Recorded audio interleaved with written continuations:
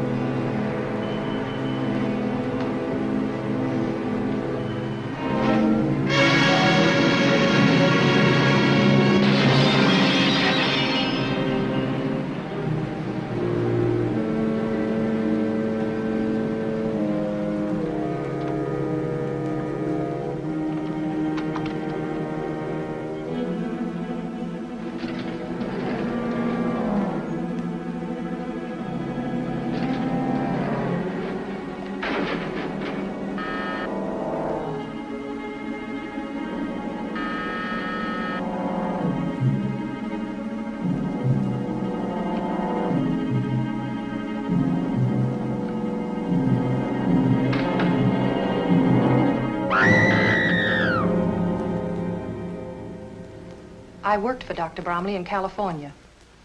Been his nurse for years. Anything the matter with him? Well, he was just nervous about a speech he was going to make before the convention tonight. This it? Yes.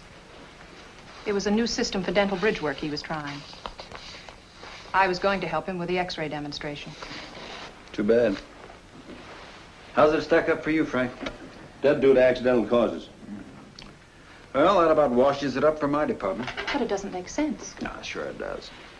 The doc can't sleep, so he takes something to help him. Stuff makes him dizzy, so he tries to open a window to get some air.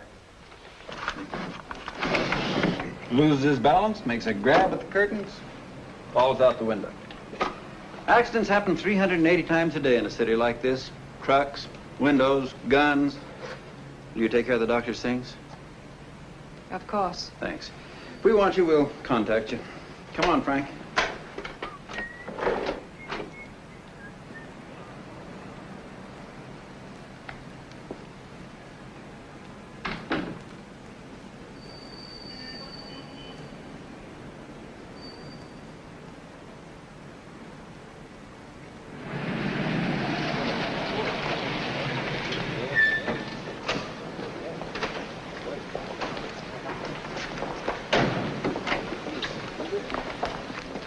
See that fellow there, lady? Just tell him you want Brad Runyan. Thanks. I'm looking for Mr. Runyan. Oh, boss is getting ready to eat, ma'am. It's important. Well, nothing's more important to the fat man than eating. There isn't much time, please. Hey, you. You. The name is Louis, not Hey You. For 43 years already, it's Louis. All right, Louis. Tell Mr. Runyan he has company. He's in surgery. We'll get him. Prongs. Knife. Slicer.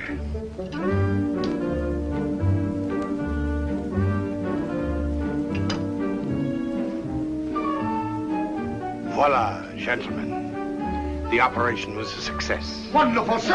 Wonderful, monsieur. Très bien, monsieur. Magnifique. Merveilleux. Vous avez très bien fait. La cuisine, c'est un chauffeur pour moi. Oh, c'est très bon, oui. Permettez-moi, c'est très bien fait. Très bien. Félicitations. Félicitations.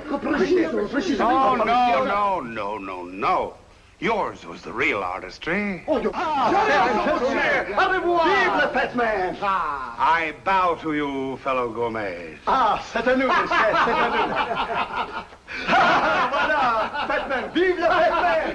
Vive le fat man. See, it's the way you toss it that's important. First 5 to the right, and then 5 to the left. Oh, hello, boss. Miss Adams, the boss. How do you do? How do you do?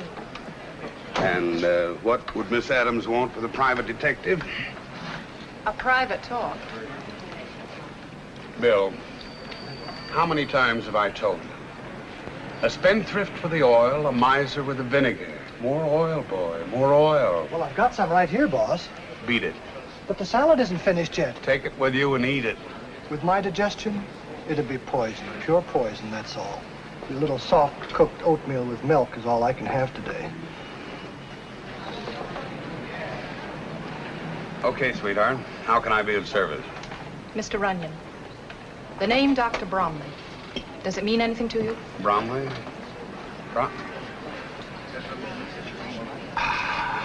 Splendid, Louis, splendid. Give my compliments to the chef. Thank you, sir. As I was saying, Mr. Runyan... Will you join me, Miss Adams? Well, I begin to see why they call you the fat man. That's a title I intend to live up to, sweetheart. Dr. Bromley is dead. What's that got to do with me? He had an appointment to see you tonight. I found the memo in his appointment book when I was getting his things together. That was before he fell to his death. Then you know about it? I read the papers, sweetheart. And you don't think there was anything wrong about the accident? Should I? No. But what I mean is, why should he want to see a detective? I don't know. He didn't tell me over the phone. He just asked for an appointment. You work pretty closely with the doc. Any worries? Anybody annoy him? Well, he never told me. Well, it doesn't help me very much, does it, sweetheart? I'm frightened, Mr. Runyan. I have a feeling I'm being watched, followed. Now, relax. You're just on edge. I'm taking the 3 o'clock plane back to California today. I want to make sure I get on that plane. Very simple. All you have to do is hail a cab, and you get there. I'd feel much safer if you saw me on it. Okay, sweetheart. If it'll make you feel any better. Bill.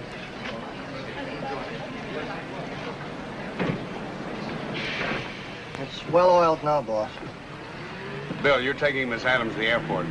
Well, I haven't had my oatmeal yet. Have it later and see that she gets on the plane safely. Well, I'd like to see anyone stop us. Goodbye, Mr. Runyan, and thank you. No, not at all.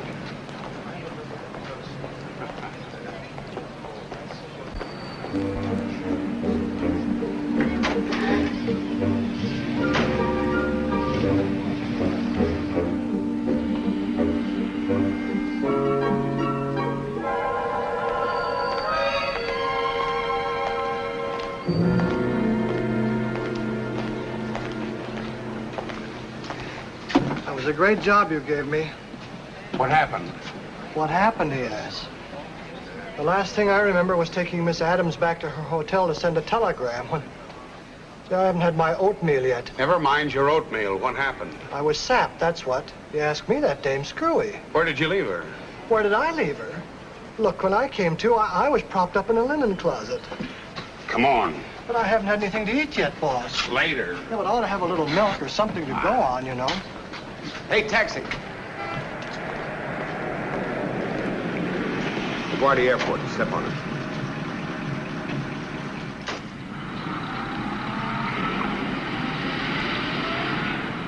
Attention, please. Announcing departure of the Easterner flight number 76. Now loading at gate 24. All aboard. Hello, Sir Runyan. There she is, boss.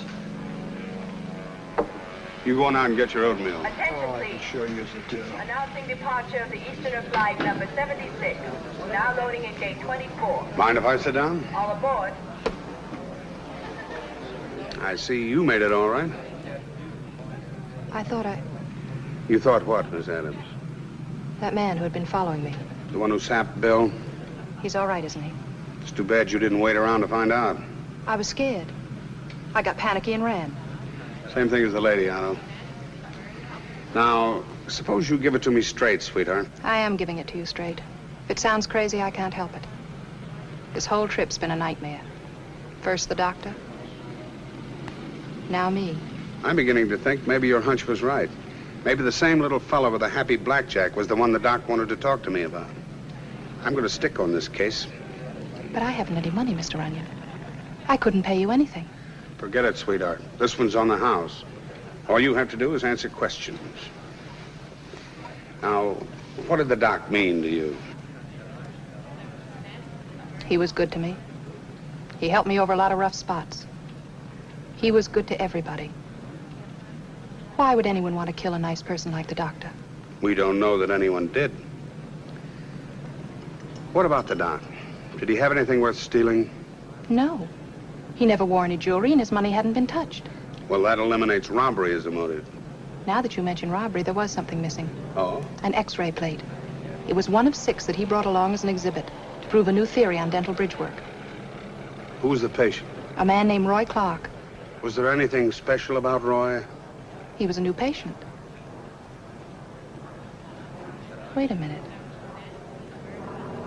I guess maybe there was something special about him. We first saw him one night about a month ago.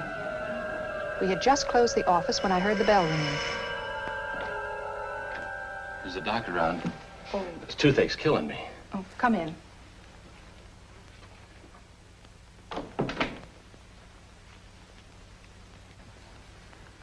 You've let this condition go far too long.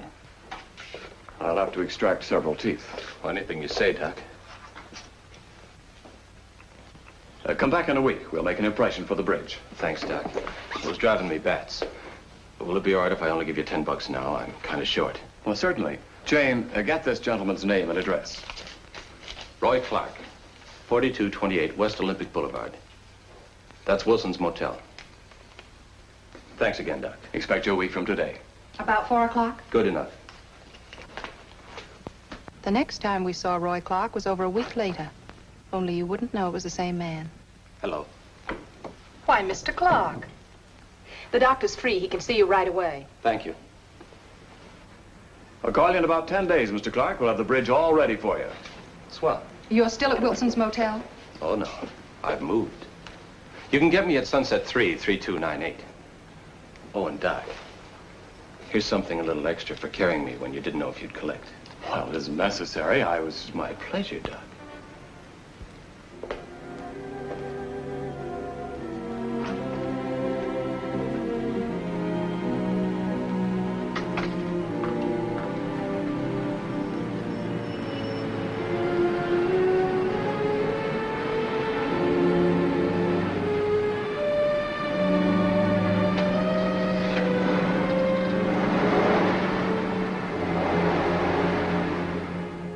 Sunset 33298. Mr. Roy Clark, please. Well, he was supposed to come in to have a fitting on his bridge. I see. When you get in touch with him, have him call me. Dr. Henry Bromley. The number's in the book. And that was the day before he left for New York. And you've never heard from Roy Clark since? No, never, Mr. Runyan. The last time I saw him was the day he came over with the chauffeur. I'd like to know what was on that X-ray. You got any duplicates of it? Just one. But it's in California, back in the office. Okay, we're going to have a look at that X-ray. Bill, get us a couple of tickets. Hey, we'll be able to get us some of that apple strudel in Beverly Hills. Never mind the strudel. And after you get the tickets, call Nat and have him send our stuff out. Right, boss.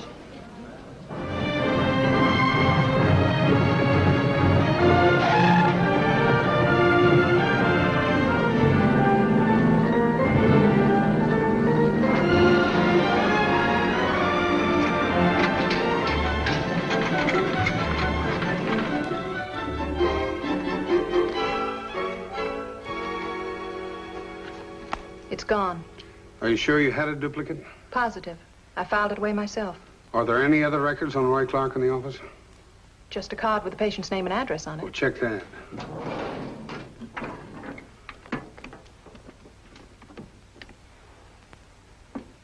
That's gone, too. What about the phone number Clark left? I put it in my appointment book. Yes, here it is. Sunset 33298. Looks like Roy Clark figures after all.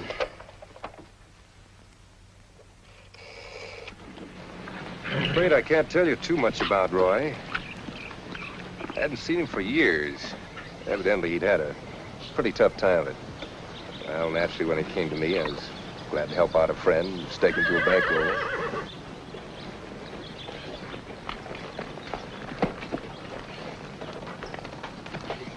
Hello, dear.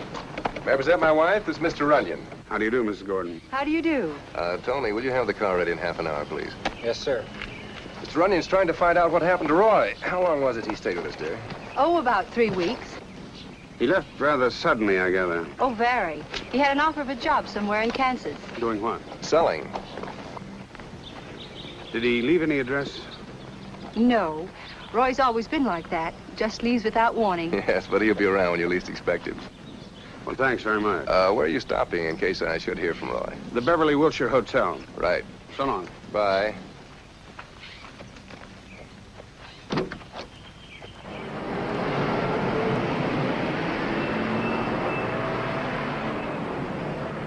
So then the manager said to me, why should Mr. Runyan require a kitchenette, my good man? We are proud of having the finest cuisine west of Chicago. West of Chicago. Well, that's when I pulverized him. I said, now let me give you a piece of advice, Bob. Once you're west of the Hudson River, they know from nothing except making with a frying pan. How to make friends. That might be her now.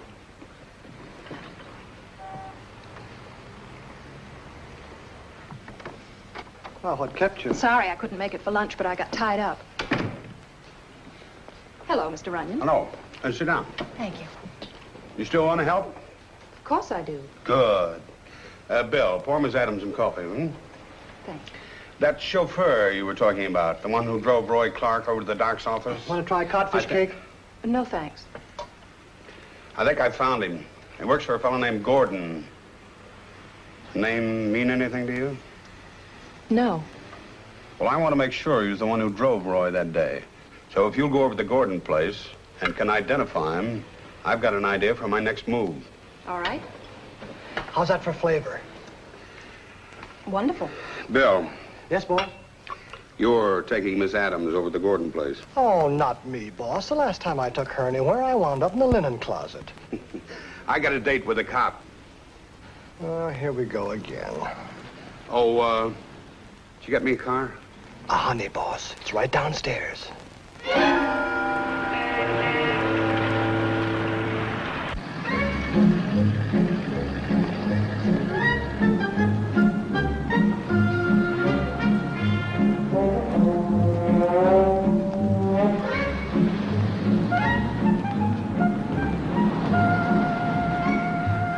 Want me to call a cab? I'll tell you in a minute.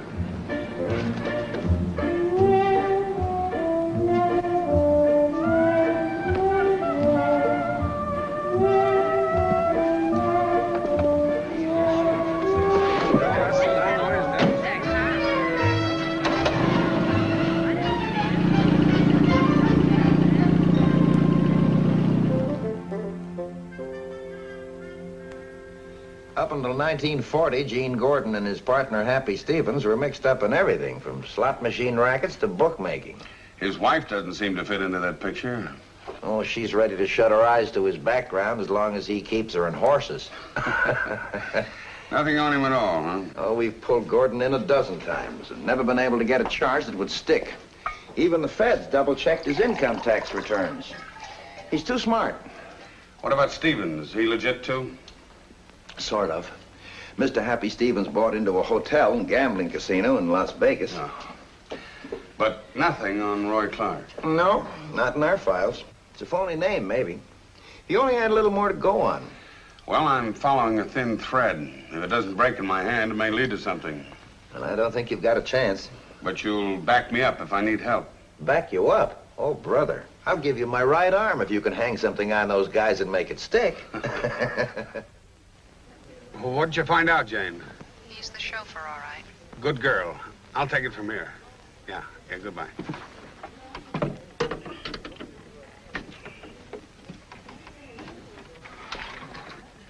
See, Reginald, stop yourself. You'll look like that.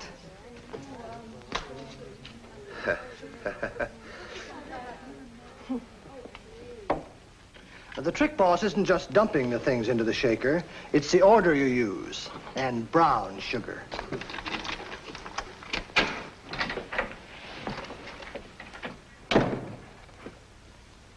Well, if it ain't the fat man, how you been? Swell, Shifty. And you? Can't complain. What's the idea of using a pass key? We got a bell out there. So what? I forgot. Yeah, well, see that you remember. This is no heist. What's the matter with him? Ulcers? Very funny.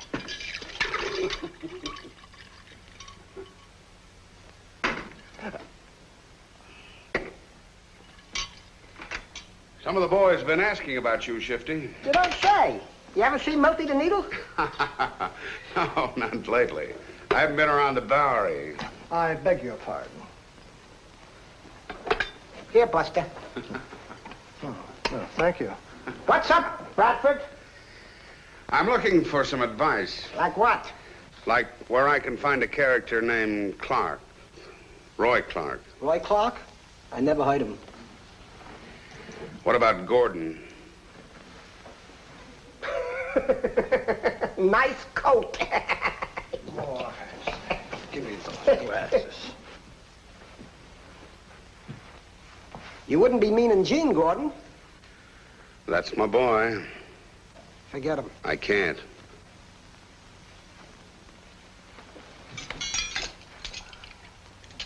Did I ever steer you wrong, Bradford? No, you haven't. And I'm depending on you to help me out this time, too. All right, I'm helping you. Take my tip. Forget him. What about that chauffeur that works for him? Anthony? Yeah, that's the one. He's a two-bit phony. I gotta get something on him. Something I can hold over him and make him talk. You're getting in up to your neck. Well, it's my neck. Come on, spill it. Okay. Tony and Gordon's wife, they've been two-timing him. I figured as much. You'll wind up with a shiv in the throat if Gordon finds out about it. You're a good boy, Shifty. Thanks. Here. No, Bradford, no. It's a pleasure. And give my best to the boy. I'll do that. Hey, Buster. Yeah? You forgot this one.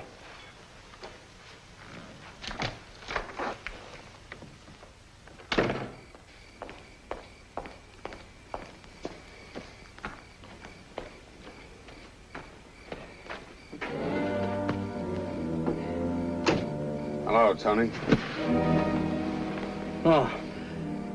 What are you doing here? Just resting. How's it going, Tony? No complaints. You're lucky. I got lots of complaints. You're not so lucky, huh? Got an errand to do for Mrs. Gordon. Very attractive woman, Mrs. Gordon.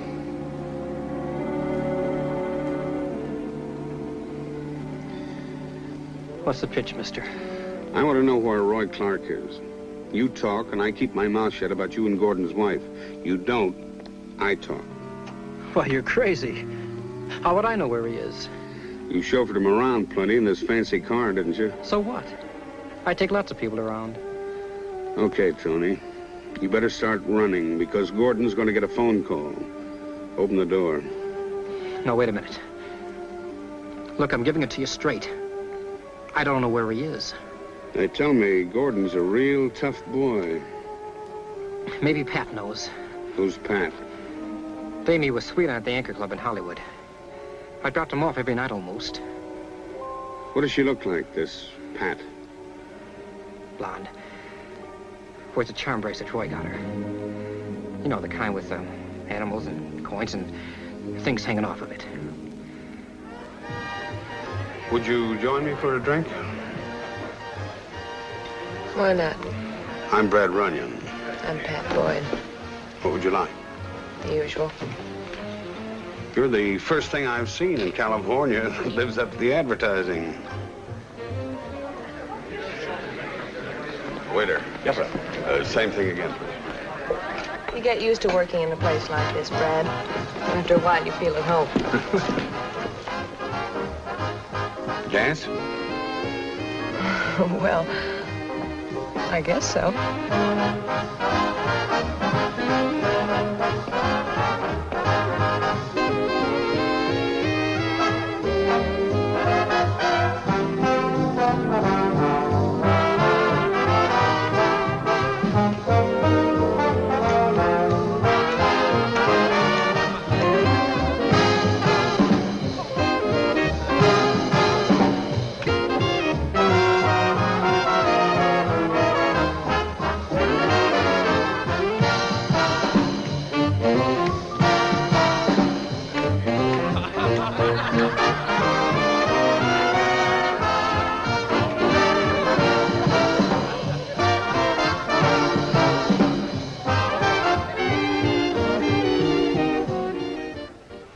I put all my cards on the table, Pat. You can help me if you will. How? Tell me about Roy, his habits. What does he think about? Tell me all about him. Why should I? Because I think you're just as anxious to find him as I am. What makes you think so? There are lots of fish in the sea. Maybe he doesn't want to be found. I think you got it all wrong, sweetheart. And I also think you got it bad. You ever think he might be in trouble and need help? Well? Why don't we help him, Pat?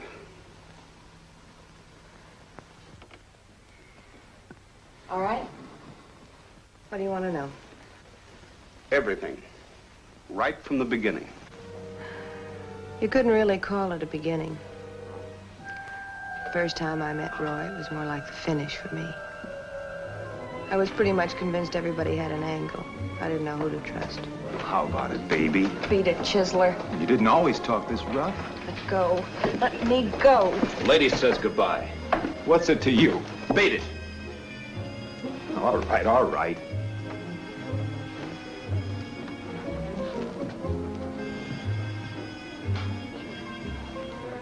A knight in armor. Sure, help yourself.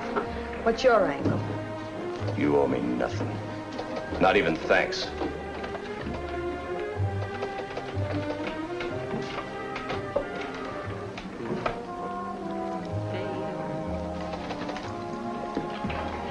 I'm sorry. Buy me a drink? No. Mind if I bring mine over here? It's a big bar.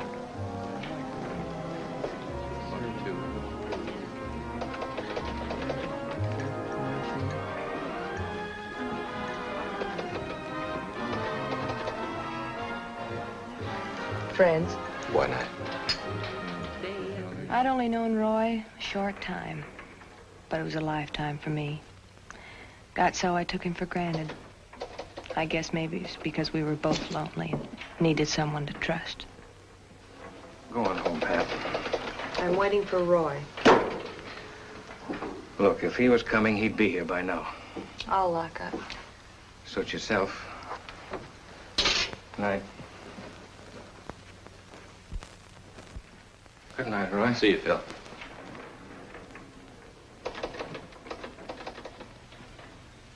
You're late. I got tied up. Until 3 o'clock, you could have called. Maybe I could have. But I didn't. Look, baby, there's no strings on me. I do what I like. And the same thing goes for you.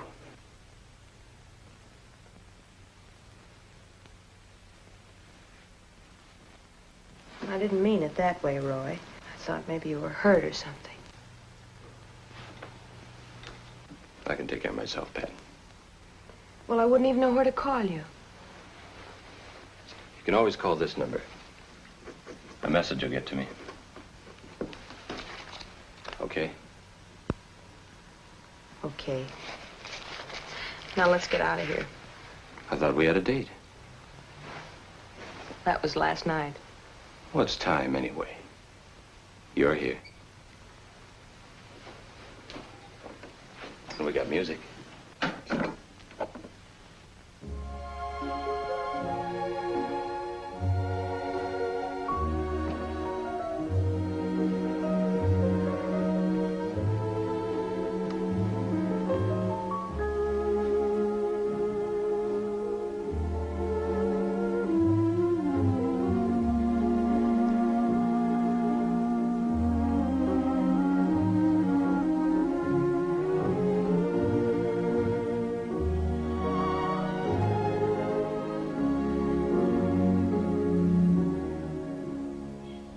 I saw Roy almost every day after that, but he never talked about himself until that Sunday we went to the zoo.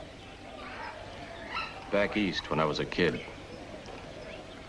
some fellas I knew raised pigeons up on a rooftop.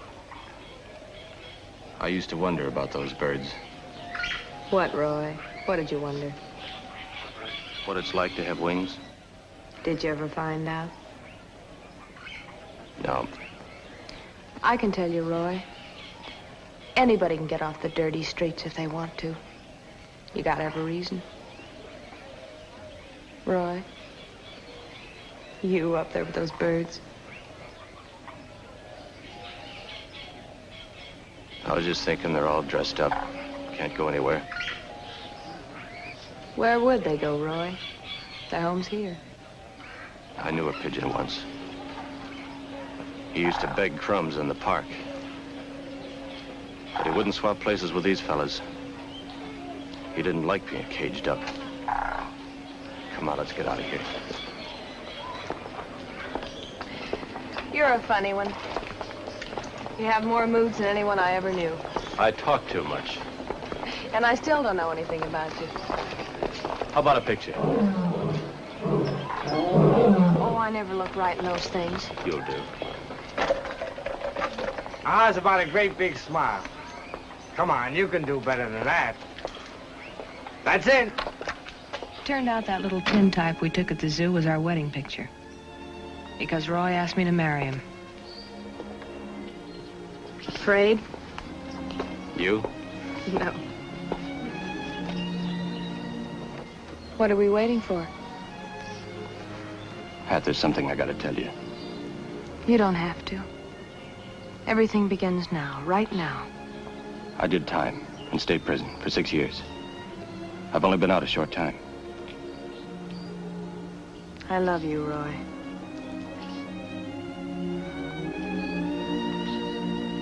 Well, you gonna do it or not? That was on Sunday. The following Thursday, he was gone. I phoned that number he'd given me. Sunset 3, 3298? Yes. They said he'd gone out of town suddenly. You never got a message or letter or anything? No. I guess that was just his way of calling it quits. 10 times I got ready to leave. Get out of here, go home to Kansas, anything. Then I got to thinking. Suppose he'd come back. Wouldn't find me. So, I just sit here, waiting. That picture you had taken at the zoo, have you got it?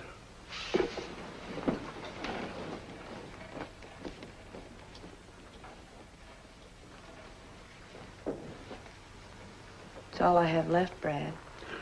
I'll see you get it back. It might just give me a lead. Here you are. Oh, that's your friend Roy Clark, all right. Only we knew him as Ray Shevlin. You got his record? Thanks, Bob. Ray Shevlin, alias Roger Considine, 6 months reformatory, 1935, a disturbing the peace. Stolen car, 1938, suspended sentence. Brookfield racetrack robbery, 1944, 5 to 10 in state's prison. Oh, that Brookfield job was quite a thing. Do you remember that? Yeah, vaguely. Well, we were never sure how many were in the caper, but part of the mob made a nice clean getaway with more than $500,000 in untraceable bills. $500,000? One of them was killed. I forget his name. He was the inside man. And Roy Clark was wounded and caught. When did he get out? April 3. 4 days later, he shows up in Beverly Hills with a toothache and broke. Doesn't add up, does it? What do you suppose happened to his share of the $500,000 they got away with? We find him, we'll ask him. I can almost give you the answer right now. Gordon. That's why Clark beat it to him first thing. That's why Gordon gave him a car and a steak. You think Gordon was part of the caper? Adds up, doesn't it? Except why some innocent little doctor was tossed out of an 18th-story window. Yeah. That's where the arithmetic doesn't total up. If we only knew a little more about Clark, his habits, and his friends, we might get a pattern to follow.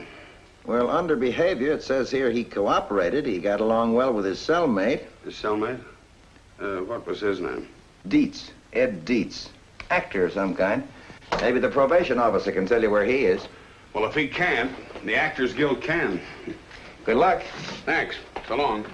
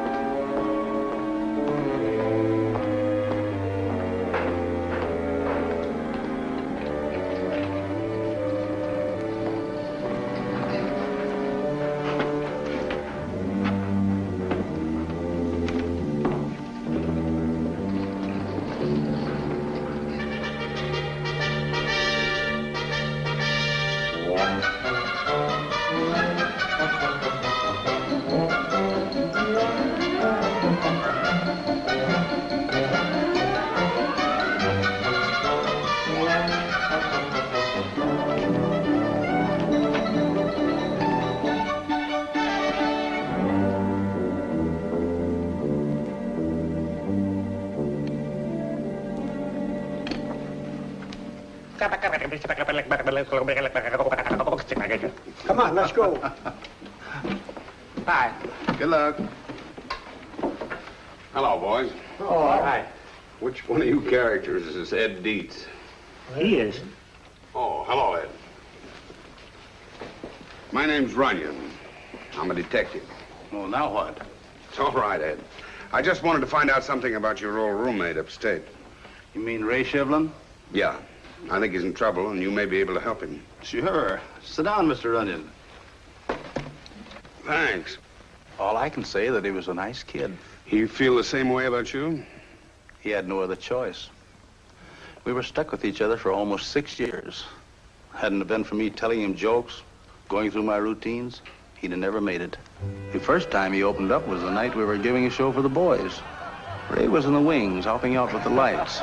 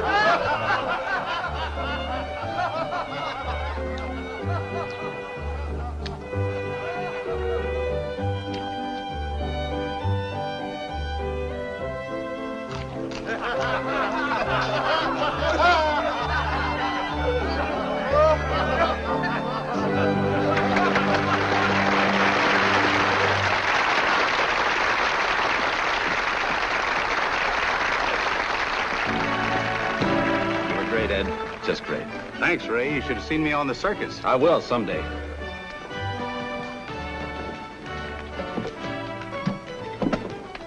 And when you do, be smart. Stick to the straight and narrow. I won't have to take chances anymore. I'll be eating off the fat of the land. My pals will see to that. Pals? They're no pals of yours. It's coming to me. They'll have my cut waiting when I get out. Maybe even more. They're smart operators. Yeah, smart enough to let you take the rap. It was worth it. 6 years off your life? It wasn't their fault things went wrong with the caper. We had it figured down to the last detail. Even where our driver was going to develop engine trouble.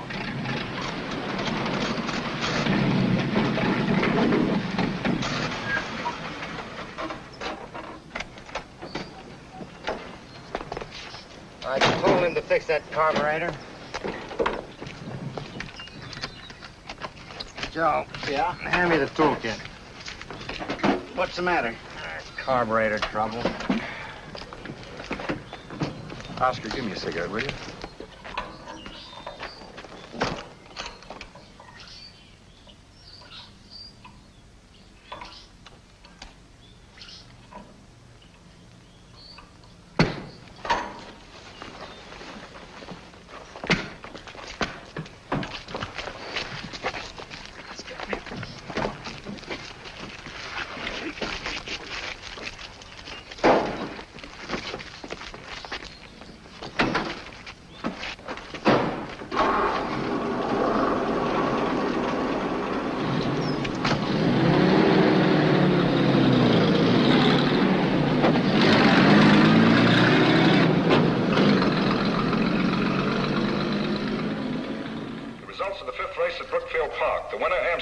Second, furlong. Third, William IV. The winner paid $11.30, $5.80, and $3.20. Furlong, $4.40 to place, $3 to show. William IV, $3 even. Next post, $3.09. Let's step on it. We've got 3 minutes to make up.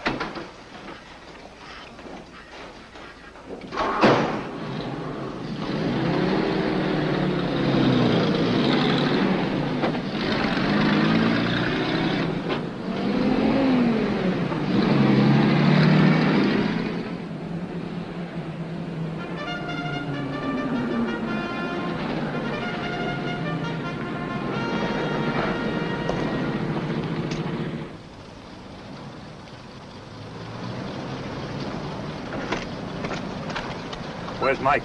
Oh, they shuffled all the crews around again. Some more of that safety stuff. Okay. The horses are on the track, starting at the 7th race, the event of the afternoon. This is the automatic at 1 mile and 1 furlong. Number 1, down here with jockey Roy Charles. Number 2.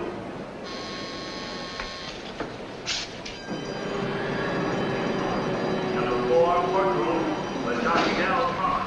Number 5, Jerry Hayes with jockey Bedford. Hi, Ralphie. Sold any better? Still hanging on. Hi, Tim. Hi, Fletch.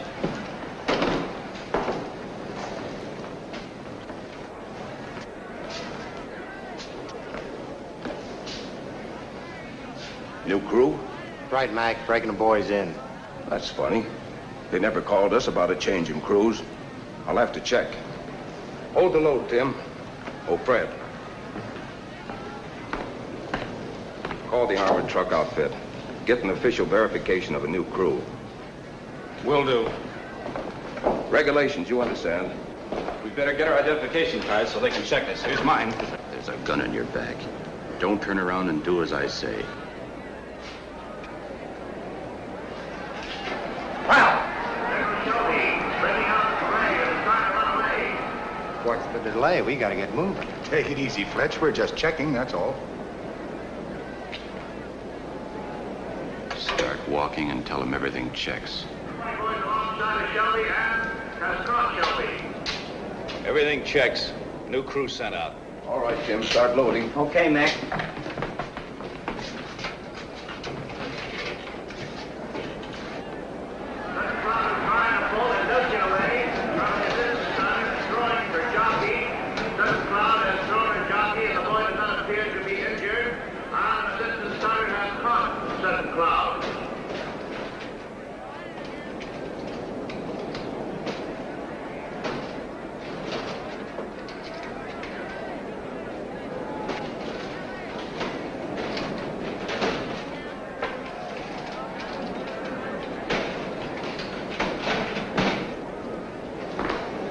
Okay, Fletch, it's all yours. Take it away. Here's where I signed my life away. Don't worry, it's only money. They're moving into position now. They're all in there but Sutton Cloud, Derry May, and Shelby.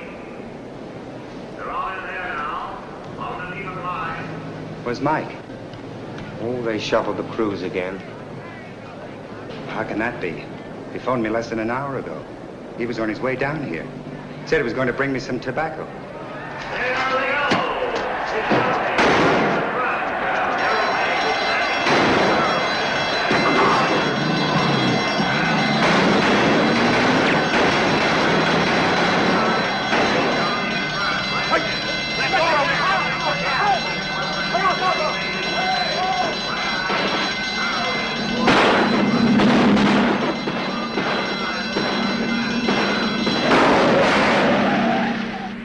They got away with over $500,000. But Ray didn't get very far, not with a slug in his leg. Did he ever mention their names? That much he didn't trust me. I got out before Ray did. Haven't seen him since. How about it? You coming or not? Coming, Max. Okay. Well, gotta go make some people laugh. Do you think something could have happened to Ray? I can think of 500,000 reasons why something could have happened to Ray.